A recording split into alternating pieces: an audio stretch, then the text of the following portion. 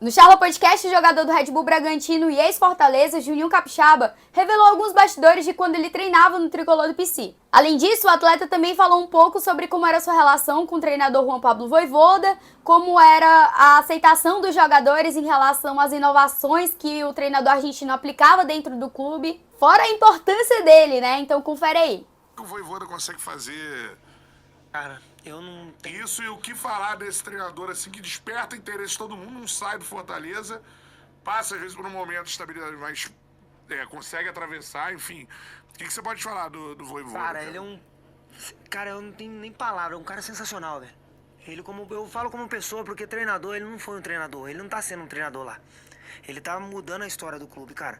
O que ele fez na época, antes de eu chegar, já era uma ascensão muito grande, o trabalho que eles vinham fazendo. Então, assim, quando eu chego lá, ele começa a conversar comigo, cara, é uma outra visão, é um outro futebol. É, né? Pra mim era um novo, era uma linha de 3, já era eu de ala.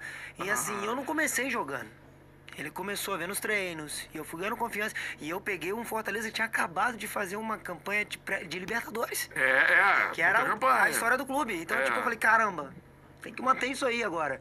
Então, assim, eu cheguei lá, eu e mais alguns jogadores, e a gente achou que ia chegar jogando, e não... Você não chega jogando. Pô, e você vê o time muito top, assim, e o Tinho, os caras que já tinham uma história muito grande. Tite, né? Pô, os caras... Tite é sensacional. Tinho, os caras me trataram muito bem. Pô, Pikachu, os caras... Esses eram os caras do Fortaleza, eram os nomes. Eram os nomes. E aí eu chego lá, cara, e... Pô, começo a treinar, e o Vojvoda encosta em mim um dia, fala, você vai jogar tal jogo e tal. Eu comecei alguns jogos no banco, fiquei meio frustrado no começo. Acho assim, todo mundo que chega lá é assim. Porque ele primeiro vê o seu lado do ser humano, cara. Sério, cara? Ele olha pro ser humano. E você tá entrando no campo PC, ali tem uma escadinha da parte da Toninha, uma mulher muito famosa lá. E aí você senta naquela escadinha, a gente amarra a chuteira pra ir pro campo. É um único campo. Aí ele que senta do meu lado e começa a conversar comigo assim do nada. Mas pergunta o quê? Pergunta de tudo, cara. E aí, como é que tá? Como é que tá a cidade? Adaptação? Como é que você tá se sentindo? E ele vai falando Família. tudo, ele vai perguntando tudo, cara. E ele, pô, um cara que é argentino. Pô, você acha o quê? O cara vai ser um cara truculentão. Não, cara. Ele, a comissão dele todinha, argentina. Doce, de boa. Pô, tá louco, cara. E você era o ala... Da esquerda. É. E aí era o Crispim na época, que era o 10 do time, e era o cara que Que também voou no time. voou no time. Cara. Ele foi reinventado também, porque ele veio de um Guarani. Isso. E aí ele chega lá e o Vojvoda também potencializa. E, pô, aquela época foi difícil. Juninho também falou sobre as referências dentro do Fortaleza e falou que Tinga e Tite são os jogadores que fazem acontecer dentro de campo. Vários jogadores, porque você falou dos mais velhos, mas o Tinga foi assim... Foi.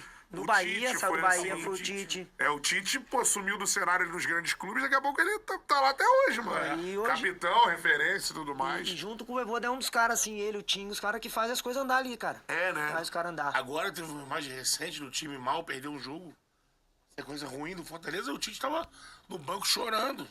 É difícil. Assente ali. Torcida faz a diferença? Com certeza. O atleta enalteceu as torcidas cearenses e lembrou de quando chegou ao clube, onde foi, inclusive, muito bem recepcionado pela torcida e pelo próprio Sérgio Papelin, o novo diretor de futebol do Fortaleza, que estava até então no Remo, teve uma breve passagem por lá, mas retornou ao clube cearense. Mas olha, a torcida faz você sentir muito. Porque o amor que aquele povo tem pelo clube. Cara, e não, eu vou falar do rival também, porque é um amor. É um amor deles com o futebol. Cara, fui muito bem acolhido na cidade. Não parecia que eu tava num ambiente novo, cara. Desde o primeiro dia que eu entrei pela porta, o cara que foi me buscar no aeroporto. Caralho, Pô, cara, eu lembro que o Papelinho, que acabou de voltar pro clube, foi me buscar no aeroporto junto com segurança. Pô, já fui muito bem recebido pelos caras, velho. E, poxa... Não, é uma parada assim que usa... surreal. Pro Fortaleza serve muito pra atrair a galera pra lá, né? Sim. E qual é o diferencial do Fortaleza? Juninho até comparou com o Bahia, de quando ele treinou lá. Vê só. Mas isso foi de jogador pra jogador, né, cara? Vem que a estrutura é boa, a Vem. cidade é foda. Vem que... Cara, eles te oferecem aquilo que muitas equipes no Brasil têm dificuldade de oferecer, cara. Que é a estrutura e aquilo que é o salário em dia, né? Que é muito falado. Isso não é um problema, então. Quando isso não é um problema, pô, o jogador Ajuda, tá em né? casa. O jogador trabalha. E, poxa, eu passei por um período difícil no Bahia em 2021 também, que teve uma época que tava difícil lá, cara. Pra até engrenar as coisas lá foi difícil. Se a gente pudesse falar da estrutura do Bahia e do Fortaleza, no momento que você trabalhou lá. Cara, não tem comparação de estrutura. O Bahia tem uma estrutura top. Hoje ainda mais tá só crescendo. Mas o PC bate em muitos lugares. O jogador também lembrou um fato muito interessante. Edinaldo Almeida, chefe de jardinagem do Fortaleza por mais de 20 anos, que conquistou Rogério Ceni por conta dos seus cuidados e hoje em dia trabalha e cuida da grama da Arena Castelão. Tem um cara que cuida do campo, eu não sei se já viram a história dele. Não, mano. Cara, depois pesquisa, porque o cara que cuida do campo, hoje ele tá cuidando do Castelão. E, cara, é impressionante como um campo só dura a temporada inteira bom pra treinar. É mesmo, mano. Cara, impressionante. A gente treina no dia... Tipo, a gente treinava às 5 da tarde. Acabava o treino com umas 7 horas, 7 e meia, a gente jantava. Quando você tá saindo de jantar, você viu o cara lá no campo. Aham. Aquelas coisinhas ali que ajeitam o campo. Parecia que ele cuidava do campo com um amor tão grande assim que... E o campo perfeito. Surreal, velho. Solução para padronização de gramados. Pô, mas ele era surreal, cara. É. E aí, meu, isso aí os caras entregam de graça pra você ali É. o que é o básico do futebol pra você desempenhar o que você tem de melhor. Para o Juninho, Marcelo Paes é o maior dirigente hoje? Ele respondeu, vê só. Marcelo Paes esteve com a gente aqui, cara. Pra você é o melhor dirigente hoje do futebol brasileiro, assim. Tendo em vista a expectativa, o que ele consegue, né? Porque é muito mais difícil ser dirigente do Fortaleza do que ser dirigente dos grandes clubes, né? Com certeza. Falta de recursos. Cara, é muito difícil, é complicado falar desse aspecto, né? Porque você tem que conhecer outros. Então eu conheci alguns. Tem muitos bons aí pelo campeonato, mas o que o Marcelo faz lá é especial. O que o Marcelo e companhia faz no Fortaleza é especial. Pô, e ele, essa história dele assumindo Fortaleza na série. Ele foi na época do diretor, na época antiga lá, cara. Não tinha grana pra pagar o hotel. Não tinha. Até comida, eu vi uma história lá que a menina que trabalha junto à nutrição, cara, era arrecadado. Pegava com um vizinho, levava pra fazer o lanche. Cara, é uma evolução de um clube assim de... Real. Eu acho que o torcedor, assim, agora esse momento, por exemplo, é um momento que o torcedor tá... Fortaleza tá meio insatisfeito e tal, né? Resultado já.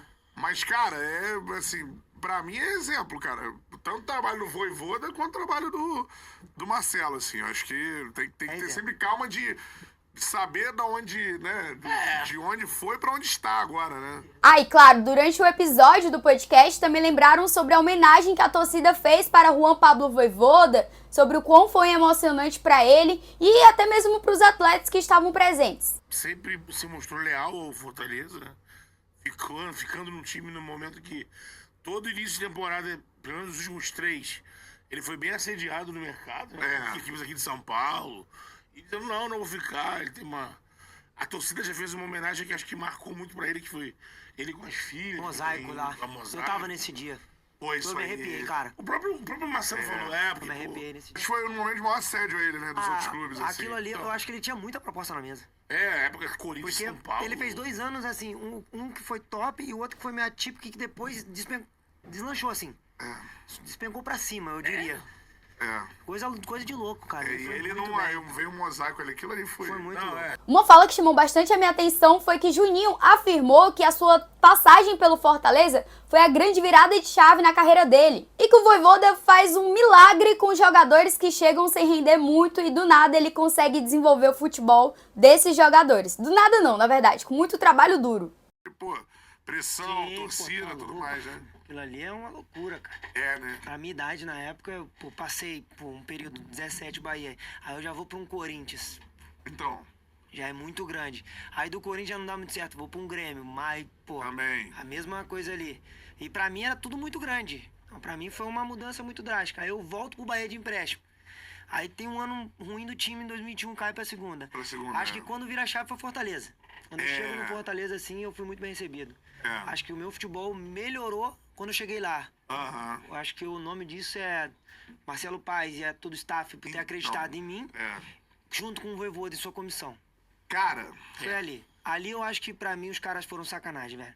Porque eu acho que grande coisa que o Vojvoda faz é potencializar o jogador que às vezes, cara, o cara tá ali, pá, ainda não... Não tinha engrenado ainda. Parece que a campanha do Brasileirão de 2022 do Fortaleza não foi só assustador e aterrorizante pra torcida, foi pros jogadores também. E você chega na mão do cara, o cara faz... E pior, chego caindo pra segunda divisão, cara. Um momento muito difícil pra mim, cara. Eu falo assim que poxa, o melhor time que a gente tava muito bem, desandou no final. O Bahia. Pô, meu time na época era Rodriguinho, Gilberto, tinha Horst fazendo a direita, só tinha cara bom, cara. Tinha cara bom. Então, assim... O brasileiro tem isso, né?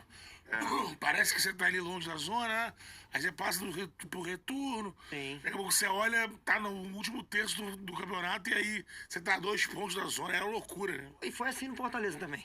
A gente começa bem, campeão Nordeste e Cearense. Pô, entra no Brasileiro, zona de rebaixamento. Pô, ficamos na zona... Cara, eu nem lembro quantas partidas. Eu lembro que eu olhava pro campeonato lá pra cima, eu falava, a gente tá com 7 pontos. Não, eu vou falar pra você que eu olhei assim, eu falei, não, Deus, não é possível, Senhor. Eu não vim pra cá pra isso. E a gente vê, pô, a gente vem de um título cearense, vem de um título da Copa do Nordeste, que pro Nordeste é muito forte. Fortíssimo, pô, e você né? disputa time de Série A, Sport, Bahia, Sim, Vitória, é. entendeu? Então, assim, cara, naquele momento eu falei, não, Senhor, não é possível. Eu botei meu joelho no chão e falei, Deus, não é possível que vai ser de novo isso. Cara, eu não sei quando, mas viramos uma chavinha. A gente engatou 5 vitórias. Foi as 5 vitórias Seguidas, pum. Meu irmão, a gente saiu da zona e foi parar lá na pré. Catapultou, né? Doideira, foi loucura, cara. Faz Foi mesmo. um período, assim, muito difícil. Eu lembro que a gente fez um jogo no Mineirão antes da chave virar, que a gente tava ganhando de 2-0 do Atlético Mineiro lá, meu. Puxa, eu dentro de campo, eu não acreditava. Eu não vou mentir pra você, cara. O Mineirão assim, ó. E, cara, a gente ganhando, deu até os 35 minutos. Depois dos 35 minutos, eu tomei 3 gols, nem acreditei. É mesmo? 3-2, os caras viraram, eu falei... Eu E entrei transtornado no não vestiário. foi o ano que tava a Libertadores junto ali? Né? Foi tudo junto. Foi um ano que foi atípico, um ano estranho, que começa bem, passa por um período e Termina bem. Mas e aí, o que vocês acharam da entrevista de Juninho Capixaba ao Charla Podcast e as falas dele e o seu carinho pelo Fortaleza Esporte Clube? Ao meu ver, essa entrevista foi extremamente enriquecedora e deu muito pra gente ver até mesmo o lado humano dos atletas e dos dirigentes, de todas as pessoas que fazem uma instituição de futebol acontecer. Já comenta aí, se inscreve no meu canal e não se esquece de me seguir em todas as outras redes sociais.